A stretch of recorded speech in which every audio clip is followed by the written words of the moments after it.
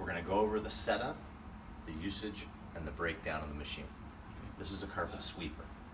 You guys currently own vacuums, right? This is the difference between the vacuum and the sweeper. Is a vacuum, you hear the vacuum motor go. It primarily removes the dust via the vacuum motor. This is a sweeper. It has what's called a passive vacuum. It's much quieter. It's going to rely on the brush more to pick up the material, but it's going to be much quieter. Does that make sense? Yeah. We're going to go through all the stuff, starting with the top of the machine here. The power button is right here. Turn it on. The machine is, everything is computer nowadays, so it has to go through a little checklist. This indicates the level of the battery, which means it's full. There are different buttons that do different things. Primarily what you're going to do is you're going to press this button, which is, that's the fan and that's the brush. That's going to turn the machine on, you're going to go use it. If you just wanted to sweep, you could use the brush button. If for some reason you just wanted to use the vacuum button, you're going to use that.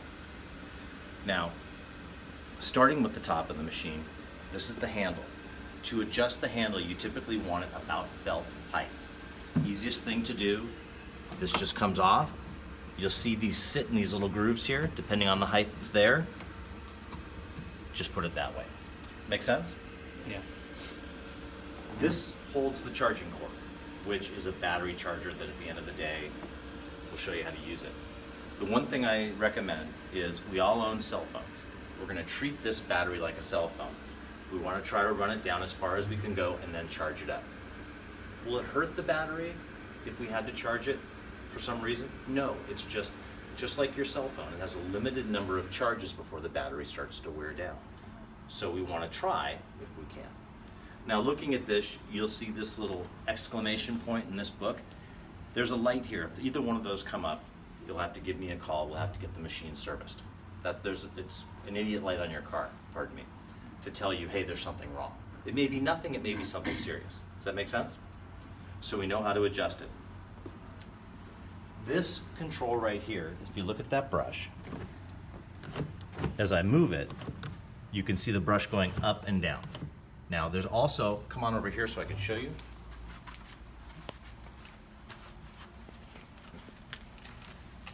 There's a little catch. So when this goes up, that takes the brush, the side broom, off the ground. That's how you would store it.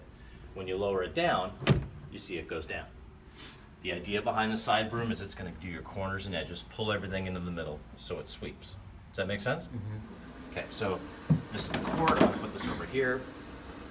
Come on back on this side. We're going to go over the functioning and part of the machine. Your charging cord plugs into right here.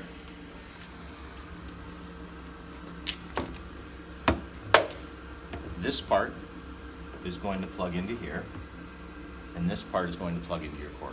Any 110 outlet will work just fine. You can turn the power can be on, power can be off, it doesn't matter because it's going to automatically charge it. This battery is what they call a gel battery, which means that unlike a battery in your car that has water in it, this does not. The average lifespan of this battery is going to be between 2 and 3 years. So in your second to third year, you're going to notice the machine isn't running as long, just like your cell phone. That's completely normal.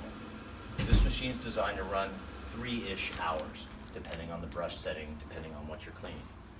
There is more resistance on carpet versus floor, so you'll get more time if all you did was the floors. To do your entire building here, you won't come close to using a charge. But I want to make sure I kind of tell you how it works. Make sense? So this is how your charger goes. The next thing you're going to see is this little lever here.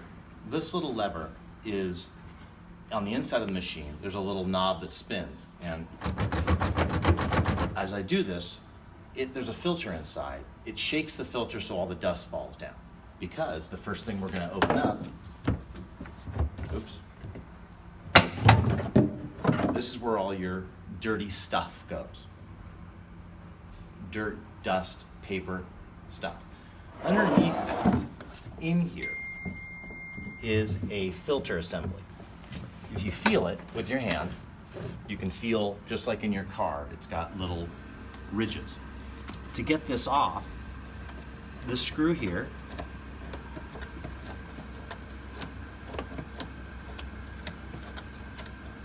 comes off, and this screw comes off. And now what I'm doing is I'm holding it up as I'm unscrewing it with my thumb. Does that make sense? This comes down. This is designed to be cleaned every single day. No tools required. This is dumped. This is taken out. Excuse me, sir. You'll see one side has foam on it, one side doesn't. When we shook it, that's what shakes this and all the dust drops into here. In your car, if this filter gets dirty, does your car run very well? No, because it can't breathe. Same thing here. If we neglect to clean this, which is really as simple as taking one of your uprights or your backpacks, vacuuming this off with a dust tool, once it doesn't start to breathe well, it's not going to pick up well. It's the most common thing that happens with the sweeper is people say to me, it doesn't pick up anymore. Did you check the filter? What filter? They forget it's here because you can't see it readily. Does that make sense? Yeah. So this goes back in here. This goes back up. Lines right up.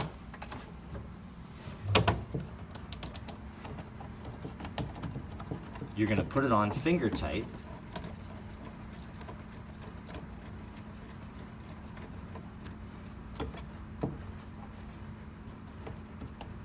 And it's on. Underneath here is the broom. It's got a little chamber in there. You can see the broom to see if anything's gotten wrapped around it. Strings, twine, of any type of stuff.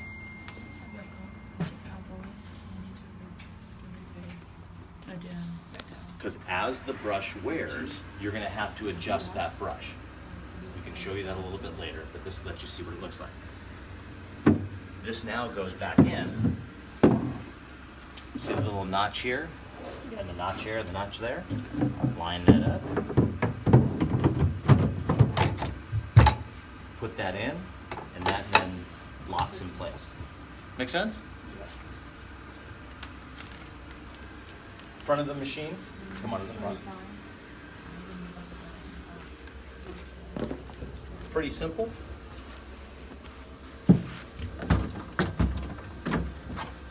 This is the inside of the machine. There are some adjustments here. We're not going to go them over today because you're not going to have to worry about it, but this is your main broom adjustment. This is your side broom adjustment. This is your battery. This is your charging mechanism.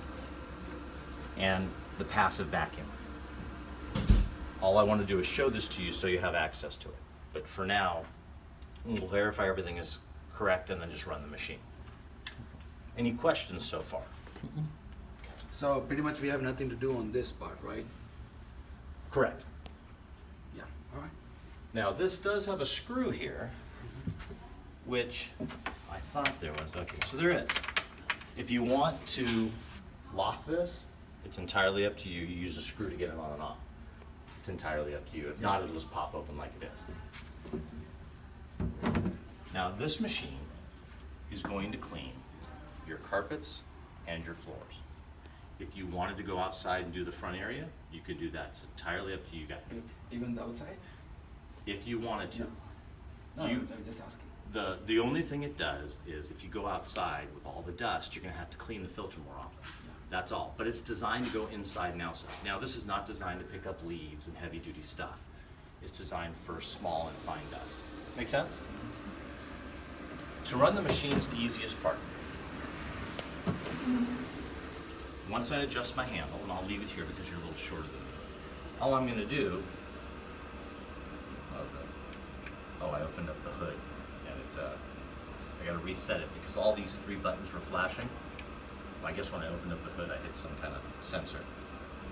Once it's on, I'm gonna press this button on the left. The machine is running now. The brush is on the ground, and all I'm gonna do is push it. This is about the speed you're gonna vacuum. If I go faster, I may not pick things up. If I go slower, it just takes a longer time. Instead of me yakking, go ahead and push it down the hallway. Go all the way down the hallway and turn around and come back.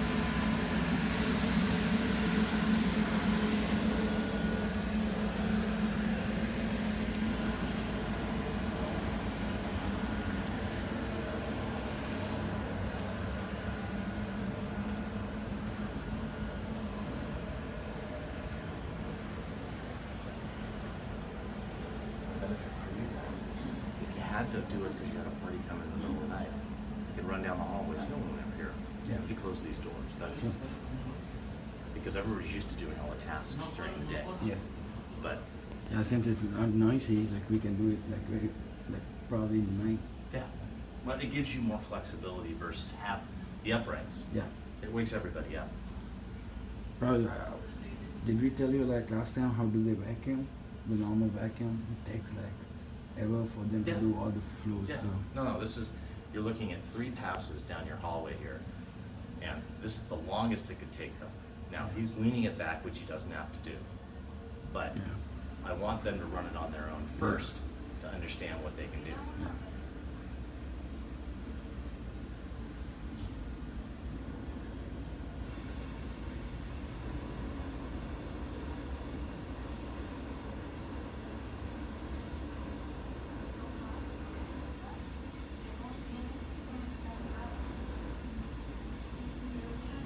Taking it all the way to the edge is just fine.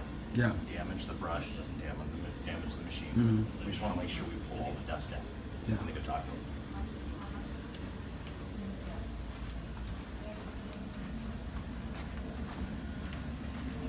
Questions? Okay. You want to go a little faster? There you go. And when you turn the machine, you lean it back. You don't have to do it. Just go ahead. You were leaning it back at the end? Yeah. You don't have to. Just turn the machine. Oh, okay.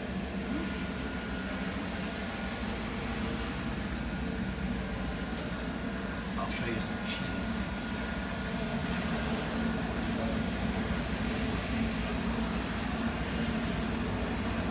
Now, if this is too low for you, hold on a second. Just take it. Hold that in here. Yeah, that's fine. You always want to adjust it to where it's comfortable for your height.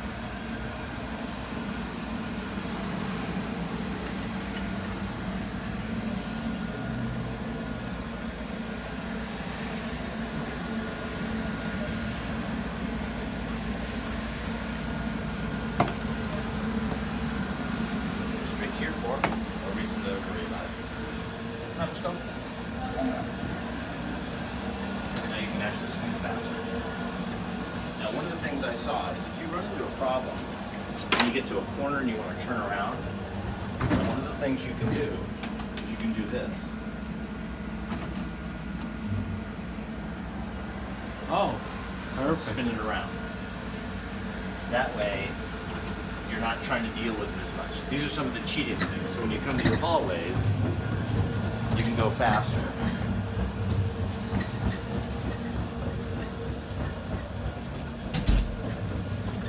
Can you put the sign on the?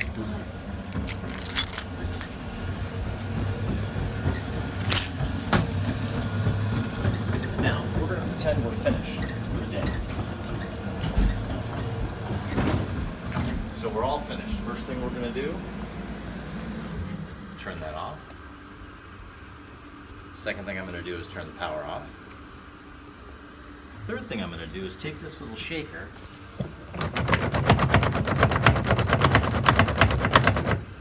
I'm going to let the dust settle. Then I'm going to pull the tray out. And that's what we picked up. Now, the interesting thing is that's half the battle. Now we're going to go back to our filter. You can see some stuff hanging from it already.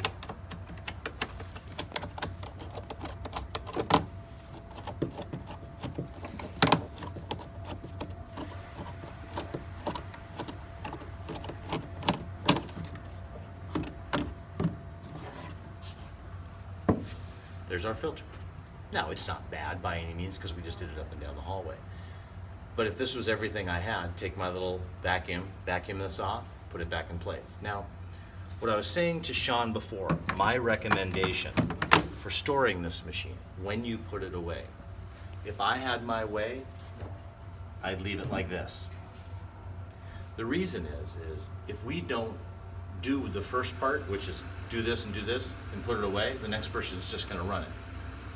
My preference, and it's entirely up to you guys, is in your storage area, fold the handle down, whether you have this up or not.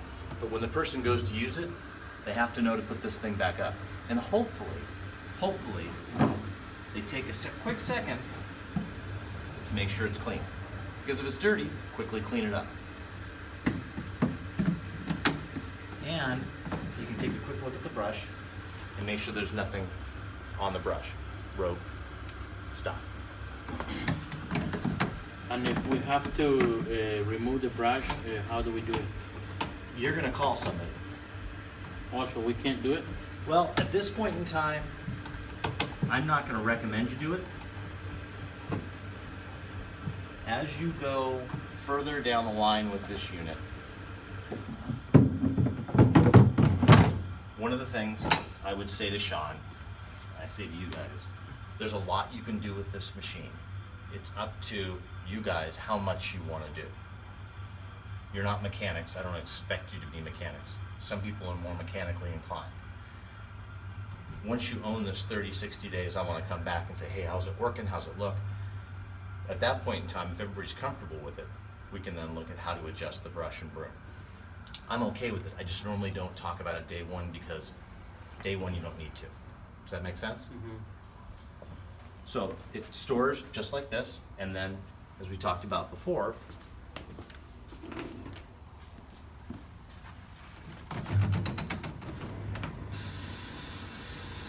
before we charge it, turn it on. Now we know we didn't use any power, but take a look at your power, didn't move anything. And wait until it gets to the second or last one, then charge it up. Does that make sense? Pretty simple? Simple. And then the last thing I forgot is take the broom, the side broom, and raise it up off the ground with the lever underneath it. You're good to go. Questions? Nope. Okay. You can cut it.